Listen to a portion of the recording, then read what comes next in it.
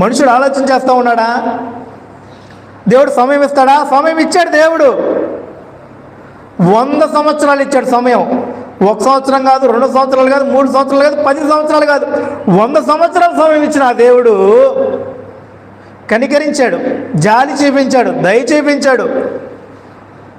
ఎప్పటి వరకు అంటే నోవాహు ఓడ ప్రారంభం చేసి ఆ యొక్క ఓడ నిర్మాణాన్ని పూర్తి చేసి అంతవరకు సమయం ఇచ్చాడు. అయినా కానీ మనుషుడు మారలా. మరి మారకపోతే దేవుడు నిర్ణయం చేసిన ఆ యొక్క ఉగ్రతని తప్పింపబడతారంటే తప్పింపబడరు. ఖచ్చితంగా ఉగ్రత యొక్క తీవ్రతను అనుభవించాల్సిందే. కనుక చూడండి 7వ వచనం నుంచి, అప్పుడు యెహోవా, నేను సృజించిన నరులతో కూడా జంతువులను, పురుగులను